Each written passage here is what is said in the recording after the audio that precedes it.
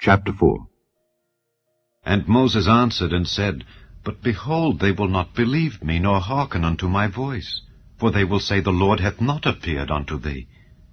And the Lord said unto him, What is that in thine hand? And he said, A rod.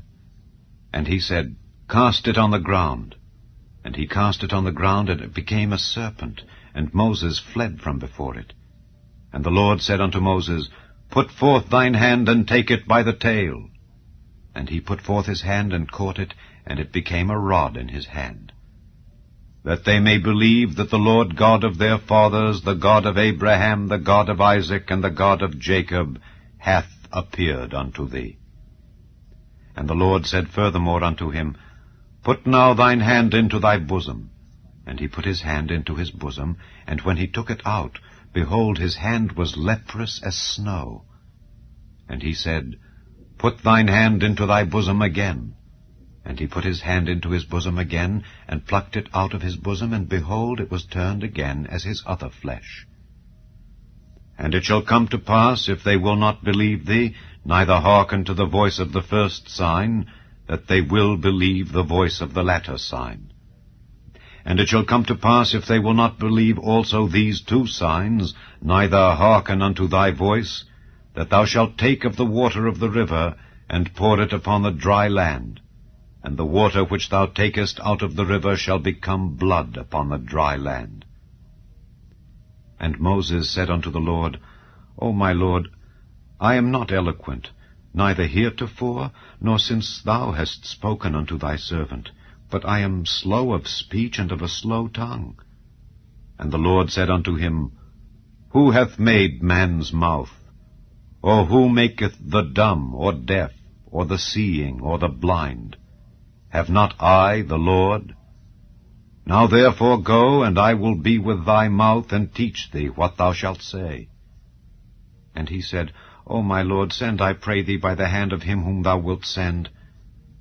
And the anger of the Lord was kindled against Moses, and he said, Is not Aaron the Levite thy brother?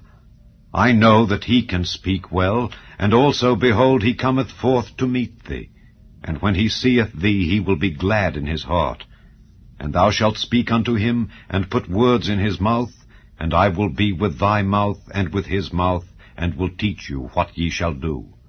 And he shall be thy spokesman unto the people, and he shall be, even he shall be to thee instead of a mouth, and thou shalt be to him instead of God. And thou shalt take this rod in thine hand, wherewith thou shalt do signs. And Moses went and returned to Jethro his father-in-law, and said unto him, Let me go, I pray thee, and return unto my brethren which are in Egypt, and see whether they be yet alive. And Jethro said to Moses, Go in peace. And the Lord said unto Moses in Midian, Go, return into Egypt, for all the men are dead which sought thy life. And Moses took his wife and his sons, and set them upon an ass, and he returned to the land of Egypt. And Moses took the rod of God in his hand. And the Lord said unto Moses, When thou goest to return into Egypt, see that thou do all those wonders before Pharaoh which I have put in thine hand. But I will harden his heart, that he shall not let the people go. And thou shalt say unto Pharaoh, Thus saith the Lord, Israel is my son, even my firstborn. And I say unto thee, Let my son go, that he may serve me.